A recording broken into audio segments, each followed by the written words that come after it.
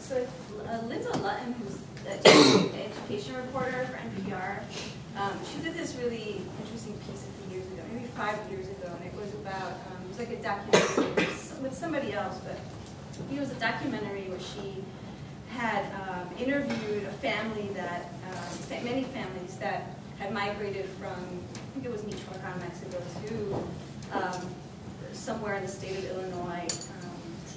And so she was capturing their immigration stories, but mostly it was about relocation and dislocation.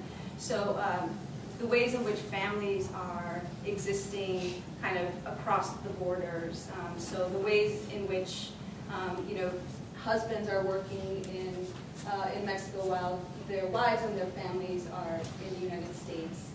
So I think that a discussion that I think would be important to be really mindful of is just the way that these kinds of things are affecting families and are affecting mothers and their children.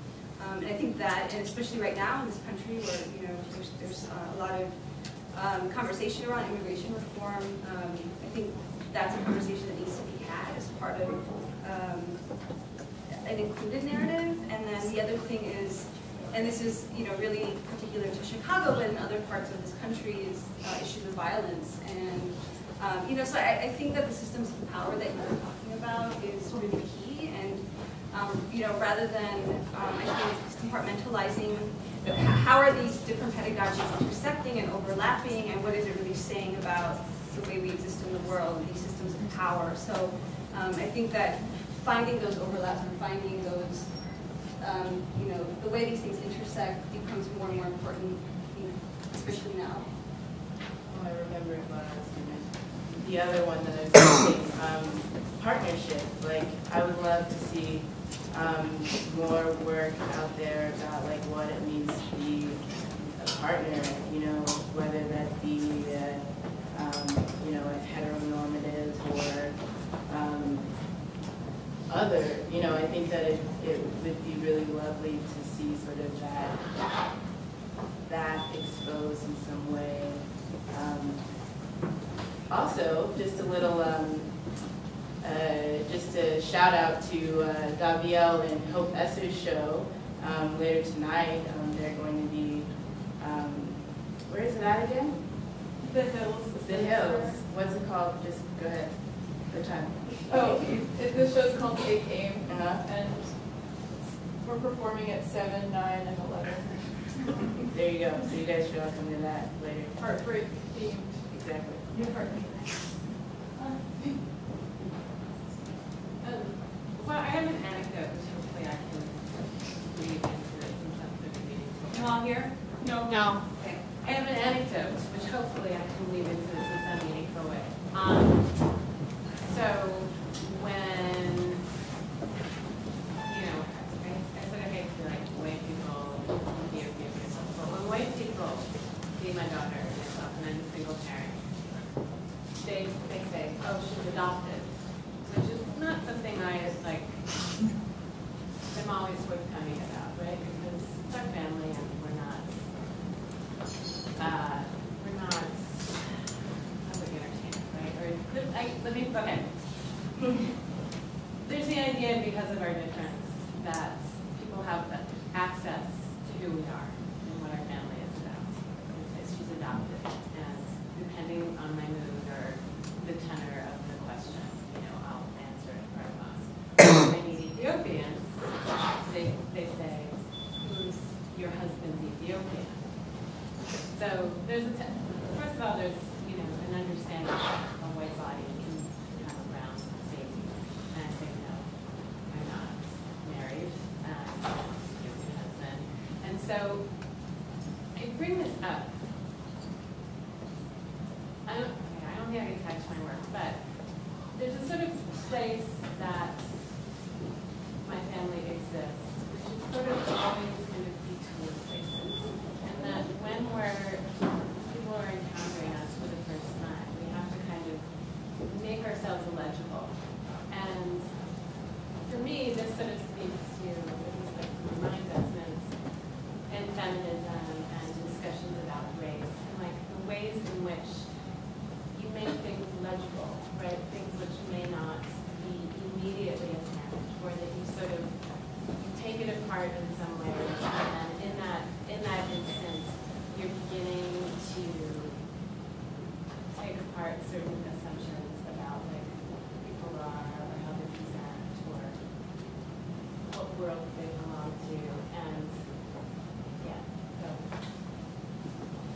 and asked what other possibilities you covered LGBTQ, and the panels covered race. And it seems like most of these things are about identity.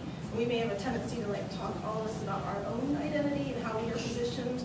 But jumping up to what you're talking about, the terms of visibility, or what you're saying about structure, what you're saying about action, and how does this relate to us as artists who want to make things, put things out in the world? I got really tired of either being talking about post-race or having to tell who I am or answer what am I. I want to make work. I'm a human. It's about lots of things. I am a person of color. I am all of these things. But I just decided to start thinking structurally.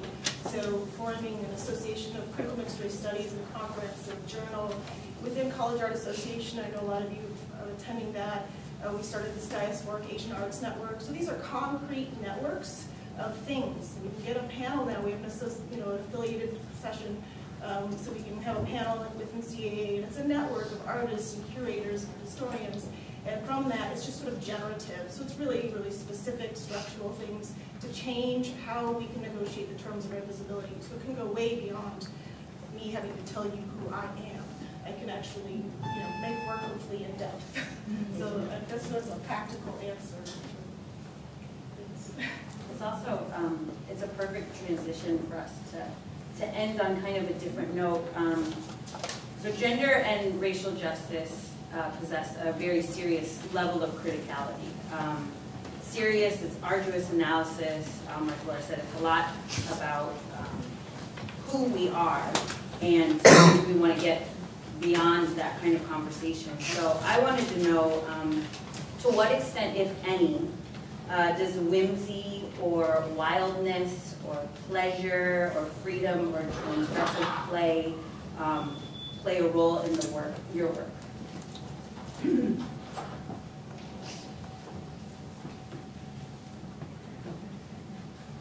I feel like in association with other people, I feel like, once again, like learning about queerness and difference and otherness, and like, I feel like that is something that a lot of, like watching a lot of white queers explore their difference and otherness has like inspired me to do in ways that like I was ashamed or just like what didn't like have the like access point and like reading about to be able to play with that. So like, for example, also just like music, like the ballroom scene and like voguing culture, and being able to like come to a place where like I could think about clothing and the language of clothing and how I could use it to like explore my identity, and like how I could get light from people, and like curate these experiences, and like once again implicate the audience and how they're seeing me and how they're judging me and how they're not judging me. I definitely, it's been a struggle still, because I feel like there's this inherent seriousness that I approach art making with, because I'm like, I gotta make this work, and I'm not gonna be the maid, and I'm not gonna be, the crackhead, like I'm gonna be everything, because like I'm coming with like a lot of weight of being told I couldn't do things, or being forced to only do certain things, that sometimes it is really serious and it is really heavy, and like I have to really search hard for those comical moments or those like really like whimsical moments, but when I find them, I think they're like really, really healing. And I think that's like what I've gotten from like community and solidarity. Working with other artists who don't all have the same identification has taught me to sometimes look at things that have been traumatic or triggering for me, and then find ways to talk about it in a whimsical and colorful way. Yeah, I'm very similarly working collaboratively, but also I've been talking about the possibility a lot today, sort of opened up a new space of possibility for me, where I don't only have to just like rely on my own sort of experiences, but I can kind of lean on my peers and my colleagues to help switch things up a little bit,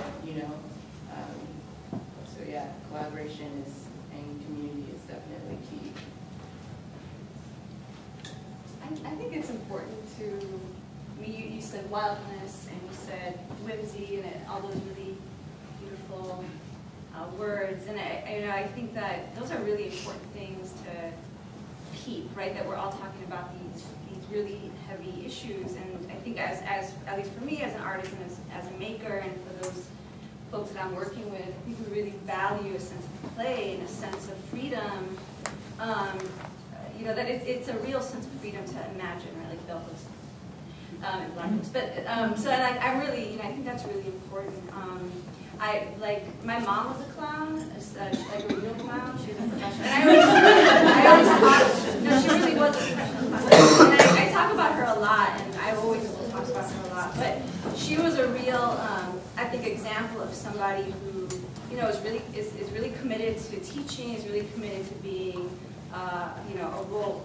She plays a strong role in her school and all of this. But then she always had a sense of play. You know, she always was able. You know, she wants to make people happy. She wants to, you know, make somebody's day by, you know, going to their birthday as a clown and being, you know, going to the little village homes and being the sort of community clown. And I really, you know, really thought that was so special about her, that she was able to make an impact or create relationships with folks in the neighborhood through these different ways. And I think that having these multiple ways of collaboration or of relationship building is really, really key and important. And the way I utilize that now is, you know, like I come from a mural background. You know, I was, you know, raised in close to a little village, and so I was the kid that was, you know, helping out the artists, Montada Alcina or Duarte or Maria Gudi, on these mural projects. And now for me, you know, I'm less interested in that language and really thinking, how can we play and through, you know, talking about visibility and systems of power, how can we create a new language? You know, what are some other ways that we can engage a public space? What are the other ways we can engage different kinds of artistic practice to kind of, that really reflects how people are thinking now and how people are thinking about the world now. And so I really keep that sacred and kind of really think about the way she used that in her life, my mom. Yeah, those are the tools that I try to equip, you know, my students at Harold Washington College, which is mostly Black and Hispanic. I try to bring in, you know, because the school generally is more traditional in the way that it teaches art. It's also a community college, so some of the teachers feel like it has to just be foundational. But I try to empower the students by giving them this ability to play and showing them that yeah, life is something that could be played with, and that they don't need to do those. They could do those more, you know, like mural painting and that kind of like public artworks. But there's other there's new modes of making work that is also important to see. But you know, sometimes play is a way to get to these topics, address these topics. Right now, William F. Pope is being interviewed by Hansel Walker right now, and I'm thinking of that. But years ago, I had Hansel Walker do a studio visit. I was making work probably something about race, and he said, "You just got to get it on." I mean, as a painter, I think it's very important to be dumb. In some sense, you know, you have to play, you have to have whimsy, you have to have freedom. Like, why am I doing this? I can have some regular job, right? It's because I want to have fun. And that's really important. Whatever the topic we're working on, art is super fun to do, right? And that engagement with materiality and things. And I use pop culture and mine from that and bring it together. And I feel like those need to be there, particularly if you're going to talk about race, because humor disrupts things and it lets you laugh. It lets all kind of different people in a way, and you can begin a discussion about something. Or if you're just telling someone what they got to do, it may shut stuff down. Yeah. We're going to open it up to comments right after this. So for me also, since I am dealing with these issues that are related to religion and gender, my works tend to be very serious, and I'm not a serious person. So it's been challenging, and I don't have that capacity that you were talking about. So I'm new to Chicago, so it's been really challenging for me in how I bring that bubbly part of me into my work. You know, it's just very challenging. Perhaps we can can bounce back and forth across the room, and we can start on the left-hand side. If you have any comments or questions, and we'll take them as they come. I have a question for all the time. How do you think that the art that either you make or anybody makes can challenge racism in culture? So I'm just going to repeat here. Question on this I'm going to repeat the question. Yeah. So if I understood your question correctly, you said, as artists, as panelists, how can the work that we make challenge race in culture? Racism. Racism in culture. Well, I mean, racism is huge, right? You know? But I would say, once again, my entry point into art making is like, I want to be doing things where I can like define myself and my practices. But I started because I was working at Ralph Lauren, and I had like some really strange experiences with like realizing that branding and the marketing wasn't selling me clothes, it was selling me a lifestyle, right? So they were using tropes and these things to like convince me that white supremacy was beautiful and great and that I should buy their clothing to look like these colonial people, you know what I mean? And I was like, okay, that's weird. And what amplified that situation was that I was in Soho one day and I had gotten, I was given a bouquet of cotton by a white family that was like walking by. It was the strangest thing that ever happened to me, and all of a sudden I felt like a performer. I started doing these performances, started trying to figure out like what was happening in my life, and then I started doing research and I realized that a fashion company that makes cotton called Suprema Cotton had planted a cotton field in Soho around the same time and had like white young people handing out these bouquets of cotton. So I was just a bystander and someone had gotten it and decided to give it to me.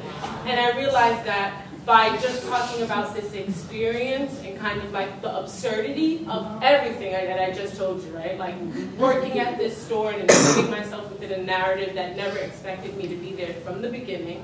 And then, you know, getting this strange bouquet of cotton from this white family and doing the research and realizing that some company, some CEO, somebody thought it was okay to plant a cotton field in general within a fashion district and then hand it out to people. I realized that I could, in the way that these people and these forces were enacting change and highlighting racism to me in structural ways, I could do the same thing by telling the story through performance or through making collages and like borrowing similar tropes. Like I have collected so many magazines, and I started a series called Cotton Dreams of taking the magazines as a kid that I like idolized and all of the editorials that I cut out and put into binders to create kind of these images that I dreamt of after experiencing these traumatic events. So as I put that out in the world, it's an opportunity for me to say racism exists on several different, you know, interpersonal as well as systematic, and I feel like people forget to talk about systematic racism, and I want to talk about that because I have experienced it in really absurd and funny ways, right? Because we all laugh because it's absurd to plant a cotton field and then to hand bouquets of cotton to people on the street. I think that, I mean, it's also about the counter narrative, right? That there's a narrative that's really common that people, they, you know, whether they know it consciously or not, they're taking in. But I think that creating these counter narratives, right? What are the ways in which we can challenge those narratives that are dominant and create counter narratives and let that become the thing that people maybe are more aware of, so that there's less normalization of what we've been sort of taught. And right now we're working on an audio project at Rudy Lozano Leadership Academy and with the history teacher there. His name is Miguel Guevara. And he's working with his group of young people, and they're talking about systems of power and incarceration and how that plays out in communities of color and all along Chicago. And you know, their goal is to create all just new narratives and to highlight personal stories so that there's, you know, an awareness of our understanding of the impact of incarceration on, you know, Black and brown men and things like that. And so I feel like they're doing it in some real ways that is truly making an impact and that other people can actually listen to and hear, you know, through audio, through the medium of audio. think also we have certain stereotypes that all of us have, and how do we learn about them? You know, because sometimes all of a sudden you're surprised when that stereotype comes to the forefront. And how do we counteract, you know, as you were saying, you know, how do we counteract that stereotype that sometimes has to do with race, sometimes has to do with gender, sometimes has to do with, you know, social status, and how can we change that in ourselves and in other people? I think one of the things I come up with my students a lot is, you know, because photographs are transparent, right? Like what you see is what you get. There's this sort of idea of, you know, you can directly depict something and therefore somehow like political consciousness will fall into place and then we'll sort of move forward and, you know, sort of build up what you were saying, you know, there's a narrative and there's like a paradigm shift too, where it's like, can you take a moment and just sort of shift the focus in a sense, and that's, you know, that's the thing that kind of gets you to the next point. It's sort of like, you know, ending racism or this kind of things like that, right? But you know, you sort of shift the perspective, or you challenge something that's sort of maybe, you know, dormant in someone's consciousness, and that gets you to the next point, right? I'd also just like encourage artists to research, right? I mean, it was kind of like briefly addressed in your story, but I think that and that can happen in a lot of different ways, whether that means reading a book or just having a conversation with your neighbor or whatever. You know, I just think that I personally believe that as artists we have responsibilities, not only as makers but also as citizens, and so we have to hold ourselves accountable for what we put out in the world, and it's very important to be informed and also be able to speak about what it is that you're doing. So, yeah. Yeah, and I think not everyone looks at everyone's art. So they're so focused on artists here and people who look at art. But there are many people, like I'm talking about my friends who are mostly engineers. But how can I influence them as like Iranians who think they are the best nation in the world? You know? How can I talk to them like, hey, just think for a bit? Lisa, you had a question? Yeah, is it okay because it's on the Yeah. side of the room? I just have a quick question, which is there's this young adult that asked me to be his mentor, and he's sort of like a policy guy, you know. So he first worked on Affordable Health Care Act, and then he worked on Marriage Equity Act, and then now he's doing sort of income tax stuff. And in our last conversation, he was like, I don't understand people in the art world and people in cultural activism because, like, all the categories that you work with, like, do you think you're ever going to be done with them, right? Like, the sort of notion of, like he said, even with feminism, are you trying to work for a world in which feminism is no longer necessary, right? Because all the stuff he works on, it's like, yep, accomplished, move on, right? And so I guess when you were all talking, I started thinking, you know, like, what does feminism look like in a world without patriarchy? What does race look like in a world without racism? My kids who've grown up to like really be critical of, you know, nation state and national identity, I realized that every time there was an Asian athlete, no matter what country, they're like, go, go, go, right? So there's like the Korean speed skater who skates for Russia. And I sort of got freaked out. I was like, is this a world without racism? Or is this like totally freaky that they're so identified that somehow they think that this is like the way to be? And so I guess I just want to throw out there, like, if we were, is that even what we're working towards? And if we are, like, if we unleashed our radical imaginations, like, what does race look like in a world without racism, you know? I feel like it looks kind of absurd, but I also really love it if, you know, magically, miraculously, mysteriously, we could come to a place where difference is just always celebrated and not, I don't know, not fought against. So in a lot of ways I feel violently often.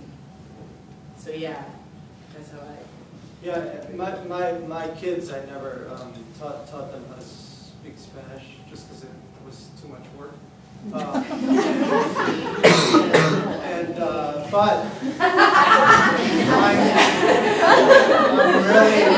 really for them being very proud of their heritage and their background, and you know, I would be fine with them rooting for fellow Mexicans in any way possible. But at the same time, like when I cook, sometimes I mix up. I really like traditional Mexican food, but I also like messing around with it a little bit. And my father gets really, really upset whenever I do that. So I'm not afraid, even though I love tradition, I am not afraid of working towards destroying that at the same time. I don't know if that's a good thing or a bad thing, but I think they both exist within me. What your kids are talking about, it's so important to see yourself in the world, you know, it's validating. We all want to see ourselves reflected somewhere out there, you know. Carrie James Marshall probably still does say that colorblindness is a disorder. It's not something that I should want to attain. And I also subscribe to that. I don't want to be colorblind. I don't want to be post-race. For me, there can be a conflation between ethnicity and culture and race, and they're all interrelated but really separate kind of things. So in particular to race, I think it's about structural racism, and I want people to have opportunities to be fully human and have access to things. But that doesn't mean I don't don't recognize how nurturing communities of color and specific racial communities have been to me, and then they've created their own cultures, and they're my home. And there's very specific histories attached to those, and I have no desire to forget those, and I want to remember them and highlight them. So, I don't know, it's very complicated. Yeah. That's funny because every time I watch Olympics, once the Iranian group would come out, I would stand up. But this year, I was standing up for Americans too. So I was like, okay.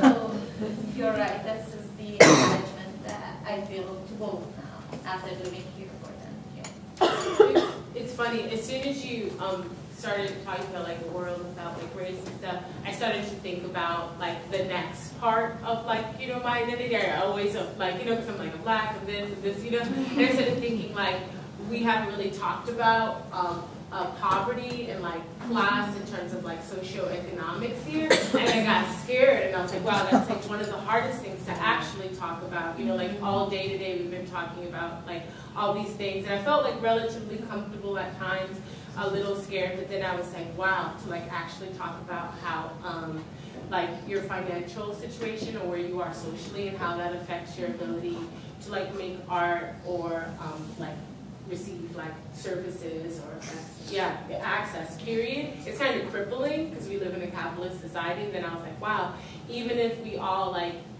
weren't fucking like caring what we looked like, it still would really matter. Like if I was able to get on the CTA after this talk, you know what I mean? Like how am I gonna get home? So like that's just something I needed to share because I was like, wow, like, regardless of how you look, money is what like really runs our society and like how you have access to things, and has a lot to do with the violence in Chicago, right? Like so it's obviously really tied into race, but it also has a lot to do with access to education, to basic needs and necessities, and the ability and the leisure to make art, right? Because like I know that where I come from, it's like get a job already, you know, like you know, I would be told like, okay, it's cool to make watercolors on, you know, after dinner, but like get a job and figure out a way to, you know, actually enter the marketplace, you know. Also, I think the society has, there are power structures in society, and you get rid of one power structure and another one is going to come into its place. And so it's much more to how can we know what the power structures are, how can we deal with them, and still respect everybody.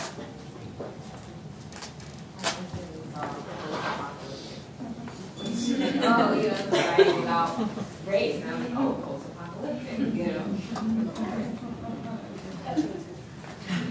I see a hand over here and then a hand in the back. So I'll take the purple. No, we're good. Go ahead. This is more of a thought than a question, but I have this trailing thought in my head that, you know, when I hear you guys talking about feminist or your identity concerns, it seems like a wearable thing, right? And it hasn't been my experience. I mean, I don't come from that. I come from a highly patriarchal family where I had no role models to be that person. So I think that being a feminist, or this idea, because it's not a term that I use in my household, is messy. And I fail to hear that messiness, the struggle, and how to communicate that to families who don't come from that place. In fact, because I'm that person that has been that emblem of fight, because that's a word that I can identify with, it's put me on the outskirts, not in the inside of my family. And to respond to your how do you act, I act by being present with them, but it's still a result, even though loving and embracing this ideology that I have, to them, it seems like an ideology. It seems like a white ideology. And I guess, how do you think about that? Like that feminism is used as a tool of whiteness, not a tool that otherness can seem to embrace because it doesn't seem accessible. I really appreciate you saying that. I think that's, you know, one of the reasons why I personally, like, as artists, we're all really encouraged to write artist statements, which I love, but I also hate at the same time. I think, you know, sort of the fact that feminism seemingly supports a white history or ideology.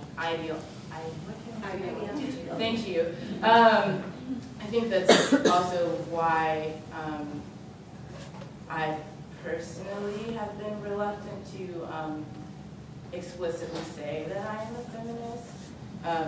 And I know that's like weird for me to say since I'm sitting on this panel right now and talking to everyone, but yeah, I really appreciate you mentioning that. I mean, I feel like, once again, like I came to feminism through queerness, so like I was just that really strange kid, you know what I mean? Like in general, all my ideas, everything just like didn't fit in to like my family structure, and I think now that I've like tried to like make it part of my radical practice to still engage with my family, although sometimes it is traumatic and I have to like take opportunities to take care of myself, but to like share my life and share that there's a world out there where people live differently, and that like that is an option, and that like, you know, with my niece, I have 2 nephews and a niece. She watched Disney Channel a lot, and I like have dialogues with her very often, and my nephews, just about like what they know about things, you know what I mean? So like the other day, she was telling me that like when she goes to prom, she's 7, that her boyfriend will pick out her clothes, or she'll like, you know, she'll like say these things about like her role or her brothers, or just things that she needs to do. And I just try and like have conversations with them where I don't tell them that it's wrong, because I don't want to be that person who they can't talk to, right? Because I'm always the person that was like, no, they're never going to trust me to have a conversation. But I just ask them, like, where did you hear that? Like, what show did you hear that on?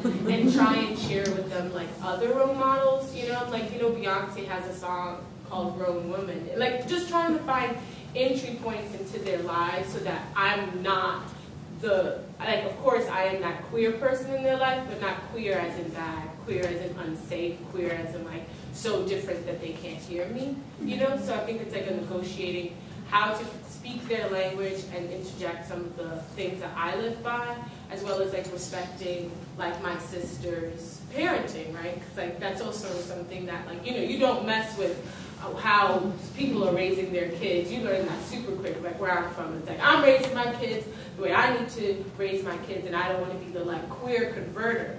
But I feel like, you know what I mean? Like where I'm from also, it's like queers have an agenda and they're trying to convert our children. So just try and like plant little seeds so they can decide, you know, what makes sense to them and like what's empowering to them, you know? Sorry. so I also come from a culture that is pretty male dominant, and it made me, I think, a smarter person because I had to learn how to, for example, deal with my father differently than how I deal with my uncle, for example. And I think it is okay to, I mean, the way that I'm talking here, I would not talk back home, because then I would be this feisty woman who everyone hates, you know? So I don't look at it as something negative, I look at it as something positive. That made me smarter. That made me realize my space in like being in like different societies and different cultural groups. So nobody in my family would, you know, my mom's not like, I'm a feminist, you know, she doesn't call herself that. I put that name on her. You know, but I think that, you know, when I think of the way they play a role in this is that they've carved, like you know, my mom has carved her way through. And I think that there's something about the ways in which I've watched some of the women in my family feeling pushed out, but then they push in. That there's something about that, you know, that struggle or that rigor of making a claim or being present or being visible. That is what I admire so much. And you know, but that's negotiated all the time. Like, I'm really self-aware. Like, my niece, you know, she just came out. She's a teenager. She's queer, and I see that that the way she's carving her way through like a long family history is new for our family. That's going to be a new kind of conversation now, and it's really great to see how generationally that's changing and shifting, and it's super messy. You know, I'm really self-aware of myself within like my family construct in the way that, you know, it might be there's some just negotiating moments where, you know, it's a little bit out of the ordinary, or this is not the right place to have this kind of conversation, and I'm sort of seeing how that then plays out with like my younger nephews and nieces, and so I think it's incredibly messy, so. Going off of that sort of like the complicated, I don't know, reasons like why, you know, these feminist figures sort of made such heavy impacts on our lives, at least for me. Something that I'm really thinking about a lot is the generosity that was spread because of all of the crap and yucky things that the women in my family had to go through. And so I think for you, I would encourage you to, and all of us really, to just like continue to be generous, and even if you feel like it's not necessarily something that you have received growing up or whatever, I just think that that generosity is really important, and it reveals itself in really magical ways that are really empowering. I think also, as far as, you know, coming from also a traditional family, you know, my mother was such a, what we say, feminist, you know, a very strong, powerful woman.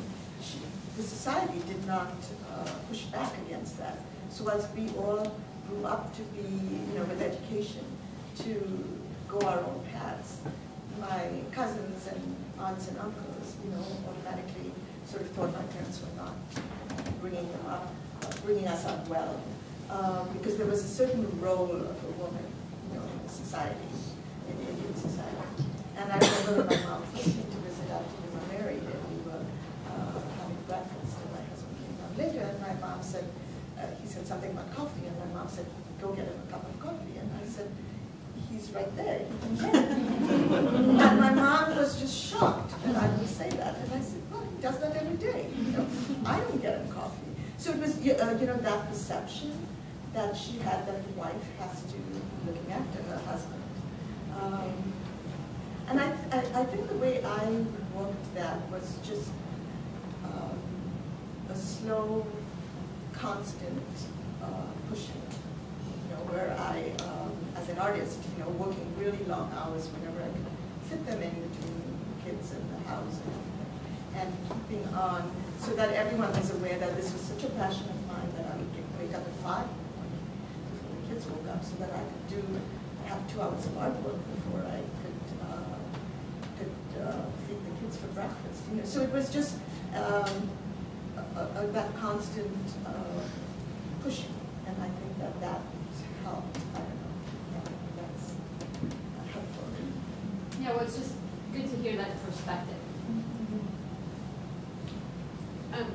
As a teacher, okay, I'll give another anecdote. Martha Rossler was my teacher in graduate school, and I remember her doing this great, in response to somebody who, within a political, you're going to have to forgive me, I don't remember what it was, but somebody said, oh, that's just PC. And she did this incredible thing where she actually sort of dismantled this term and sort of gave a history of it, which was that the term PC was a kind of sort of terms by which the left critically examines their own investments and their own ideas or their own sort of, you know, pieties, right? And that, like, with the idea that your politics are always in flux and that they're never this kind of like brittle monolith, right? That are just carved in stone, right?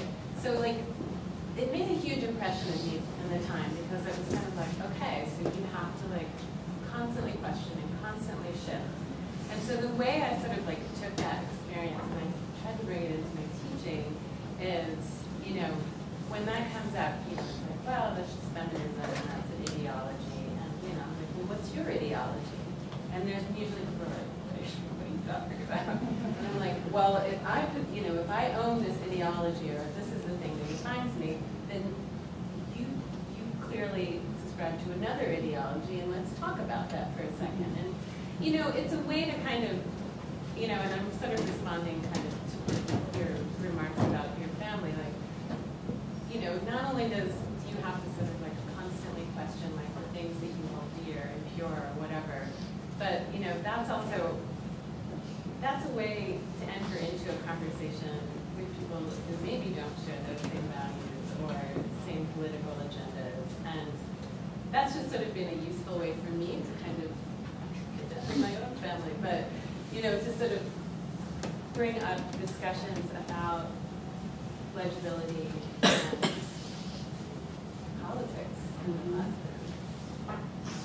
So we have about 2 minutes left, and I wanted to close with an activity and show the importance of the everyday act of resistance. So Abby is going to pass out a note card, and I'd just like for people to like maybe 1 minute really quietly to think about the insidious nature of racism and sexism is that it disallows us from being human beings.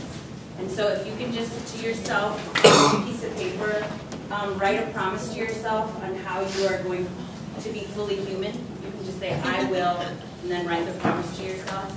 And we'll take about a minute or 2, and then I'm just going to ask 5 people to stand up and share, and that's how we will leave this meeting. And we don't have enough markers, obviously, so just share or use a pen. So you want us to write about, like... To be fully human, you will...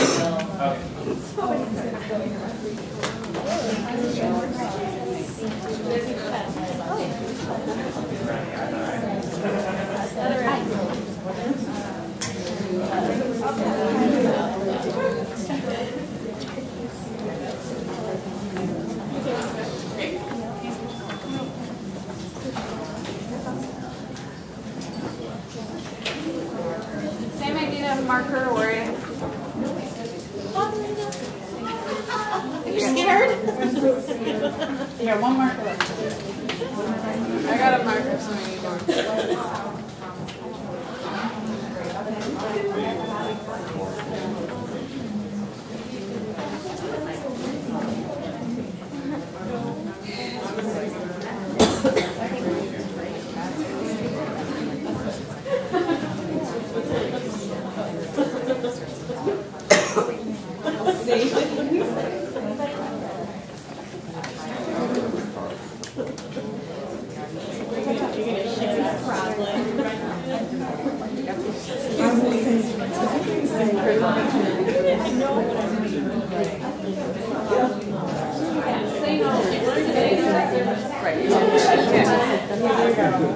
Right. You know, and so right.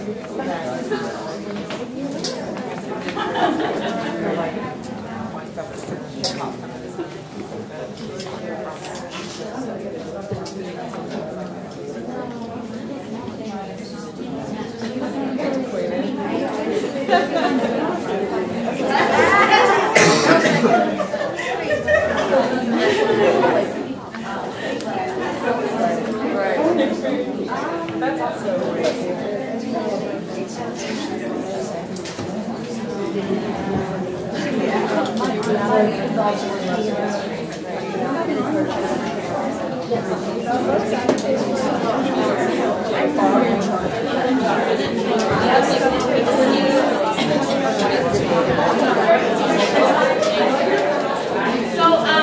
if I can just get your attention again, before we do the 5 people sharing, can we please give the panelists a round of applause?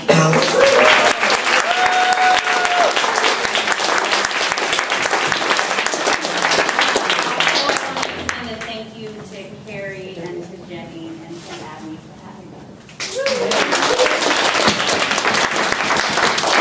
So in any order, 5 people can just get up and tell us what they wrote, their promise to themselves to be fully human, I will.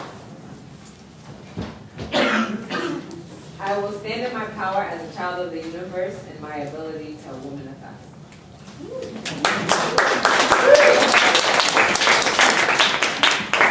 I will love you.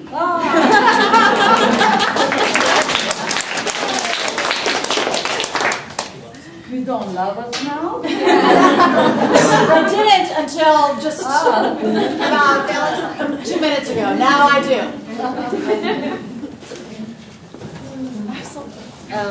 I will make everyday acts of critical generosity a part of my everyday radical practice.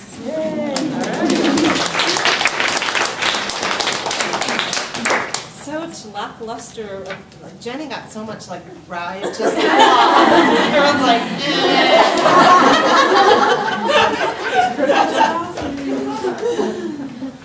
Two more? We'll push it if no one has. I will continue to expand my capacity for empathy and sympathy for others, but also for myself.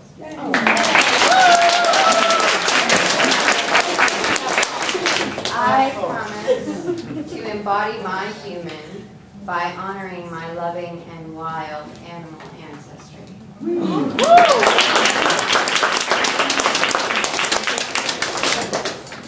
I think we want to thank everybody for coming. I want to thank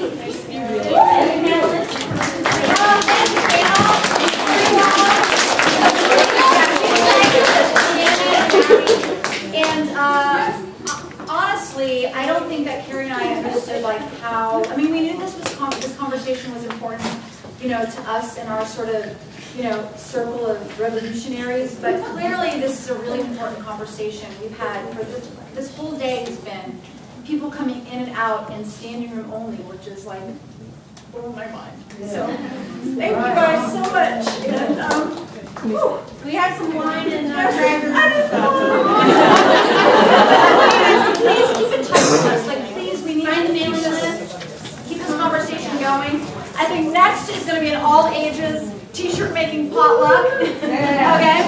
And lots of sort of like events to follow and lots of conversations that are sort of all inclusive and rad. So thanks everybody. Happy now.